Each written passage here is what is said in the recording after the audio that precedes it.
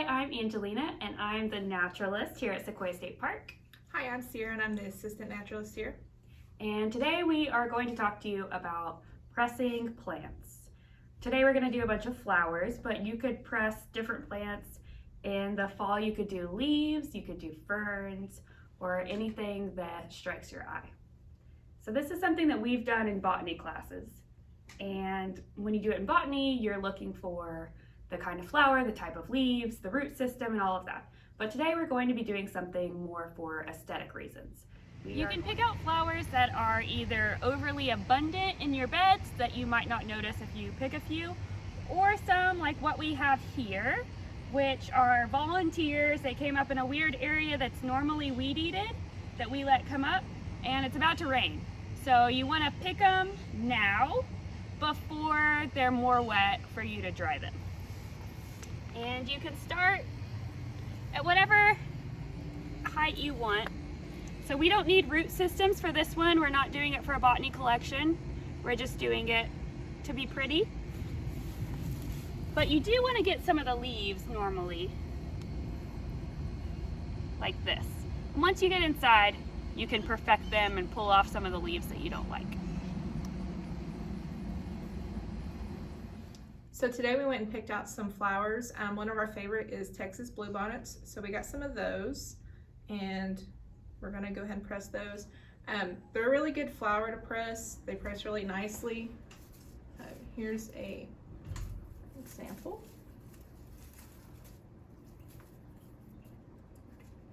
Here's an example of it pressed. That one even has some of its seed pods, and they turned out okay. Yeah, they look nice. So this is a plant press that we bought online. You can hopefully find it locally, or if you aren't ready to invest in a plant press yet, you still have some options. You could do like a phone book, you could do a dictionary, just a large book that has enough weight to press the flower.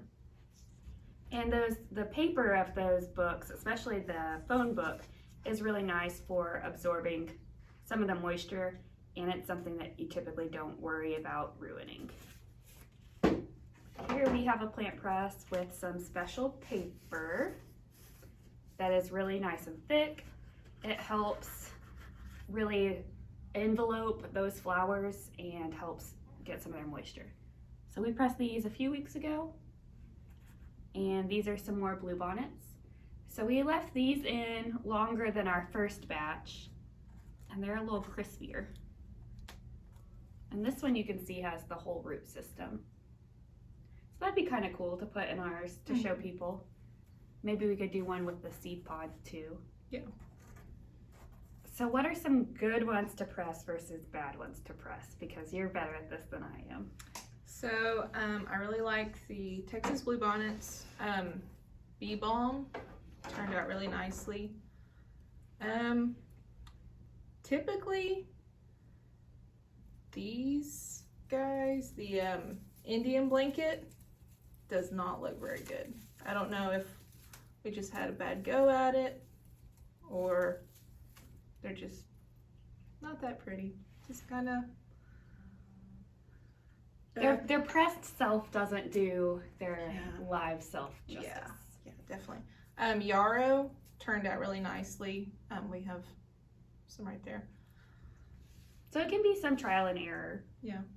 And something that we want to highlight is don't go picking these from state parks. Don't pick them from your neighbor's yard unless you have permission.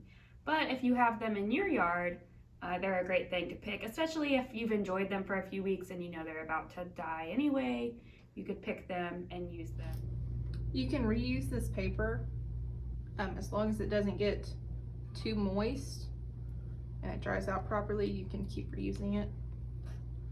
So first you lay your flower down. You can lay out multiples on the same page like this. And once they kind of become wilted like these are, they're a lot easier to maneuver in the press, which is really nice when you're trying to make it look good. So if you want to take the stems and kind of keep it in more of a natural look, so kind of display it as it would be And then if you can, sometimes it's harder to do the first go around, but arrange your leaves so they have a natural look. You can have the back side of the leaf showing if you want, or you can arrange it to where you just see the front side, really just however you want.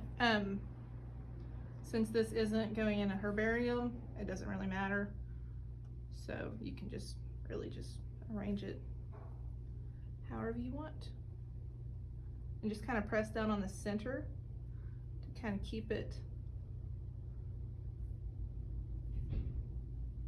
get it to stay.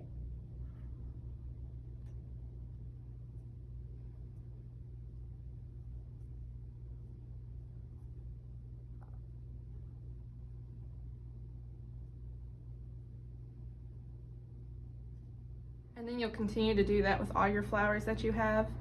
And then once you're ready, I'm not finished with these flowers, but just to show you guys, you'll take, if you have a plant press, you're gonna go ahead and put your other blotting sheet on top, like that, and kind of press down on the areas where the flowers are.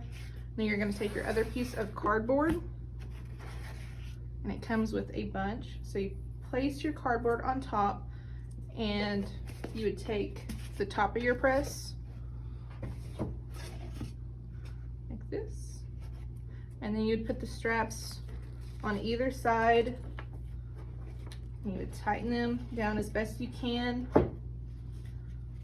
on either side, and then tighten and leave it in.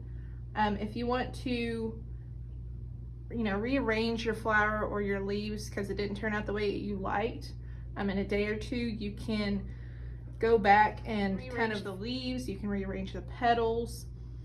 If it's exactly how you want, just leave it in there for like a week or two, just depending on the flower and how fleshy it is, and come back and you'll have a beautiful pressed flower.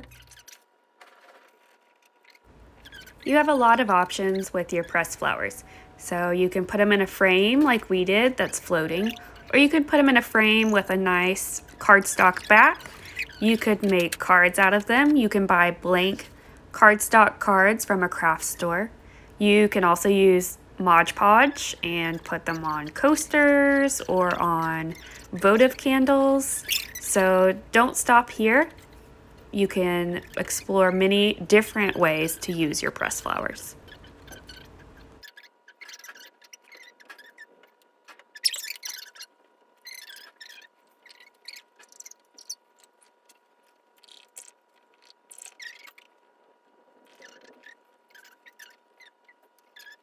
Okay, so we've cleaned this, and you're never going to get it clean enough, but it's better to be thorough to begin with than have to unpeel everything and clean it again.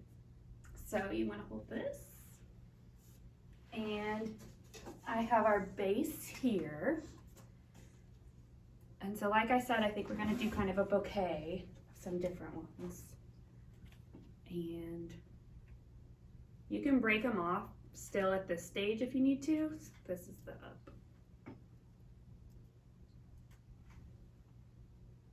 Good? Haven't messed it up yet? Not yet.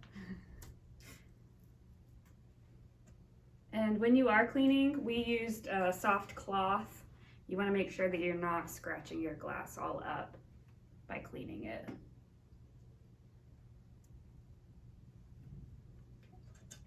Do you think? So we had these really pretty wine cup mallows that were so cool. So many visitors asked about them. They were bouncy and they opened during the day. They didn't dry pretty. Here's one. I mean, it's not that they're not pretty, they just didn't look like what they did when they were alive. What do you think? Include it? I like it. I don't know if it will fit. So break some of it off. You can manhandle them at this point. And we can do some layering. So when you do your layering, you want to be careful not to get it too thick in certain areas because then the glass won't hold the more shallow areas tightly.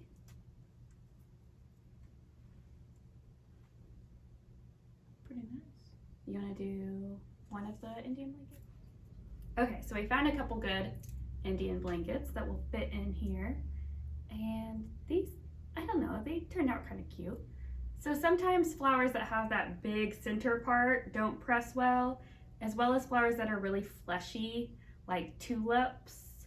So just trial and error, and we prefer some of these native flowers, but there's many things you can do with some other flowers. So even if you hang them upside down by twine and dry them, you can make things like wreaths or potpourri. And so we try and repurpose as much as we can here at the Nature Center, both just to be sustainable.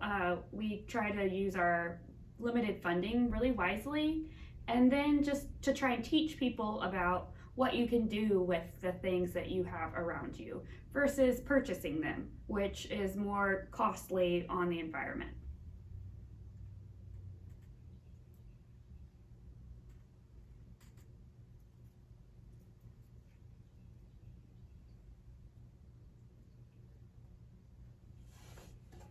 Ready?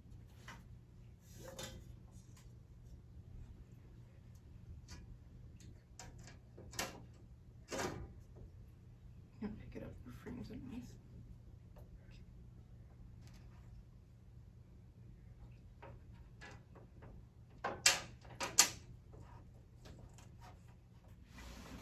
Okay, and this is what it looks like finished.